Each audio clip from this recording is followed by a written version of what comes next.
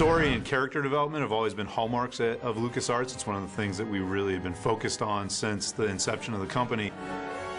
When we first started working on what would ultimately become The Force Unleashed, we wanted to be a continuation of the Star Wars saga. We wanted to be a new chapter in the Star Wars saga. And I felt very strongly that this time period between episodes 3 and 4 was very fertile. You've got the Emperor putting all of his plots in motion. Do what must be done. We've got Vader hunting down the last of the Jedi. We've got questions like, what are Princess Leia and Bail Organa doing during this time period? We got the Death Star being built. So all of those things kind of came together in our minds as we started working on the story.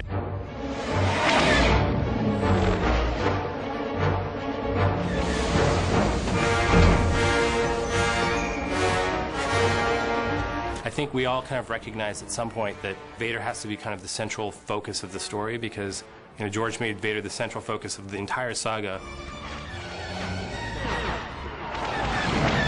We kind of wanted to open the game with a bang and really wanted to get people's attention, and we allow you to start the beginning of the game as Vader. So the first thing that happens when the player picks up the control is Darth Vader arriving on Kashyyyk because he knows that there is a Jedi that the Wookiees are hiding. The Jedi, of course, puts up quite a fight and is really one of the first unleashed opponents that you face in the game.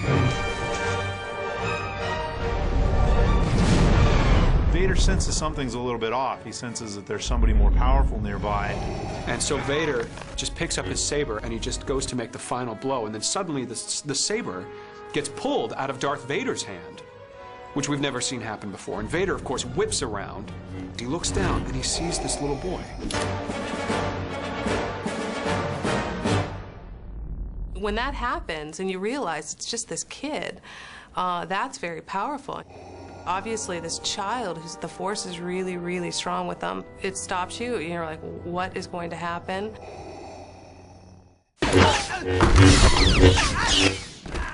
In that moment, Vader realizes that I can use this boy. He's really powerful. Come with me. So we transition to the future, many, many years. And this boy has now become Darth Vader's secret apprentice. Rise, my apprentice. And he's kind of doing these tests or trials for Vader. He's hunting Jedi and trying to prove himself to Vader. What is your will, my master? And so you playing Darth Vader's secret apprentice, that's where the story really takes off. The first mission that you undertake as Darth Vader's secret apprentice is to hunt down one of the last of the Jedi. He gets sent to a TIE fighter construction facility that's been taken over by a general named General Rom Koda. Vader tells him, the Emperor can't ever know about you, so you need to kill everyone aboard. Kill Koda's men, but if you run into a stormtrooper, you kill them as well. And that's because you're Darth Vader's secret apprentice, and he really wants to drive that home.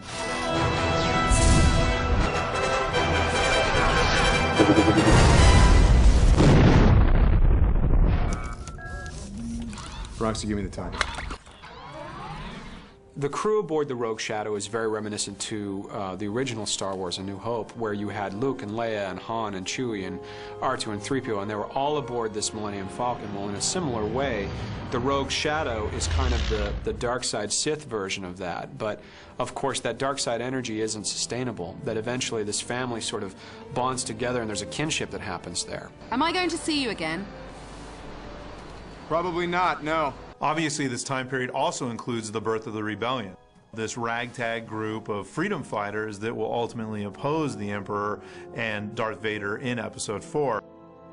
This scene is such an important part of the Star Wars canon. This is the start of the whole alliance, the whole changing of the guard, the whole shifting in rebellion.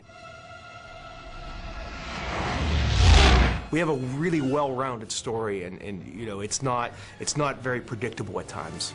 There's a lot of surprises. You may think you're going down one way, and you'll find yourself in another. And I think the character development and the choices that you make in the dark and light side will come across not only through the story, but the actions that you may take. Everything we want to do is to to kind of further the lore of Star Wars and to really make this a part of the saga. I think the story gives you new understanding about characters like Darth Vader and the Emperor, and new insight into the time period between Episode 3 and 4 as well. You can't wait to find out what's going to happen next.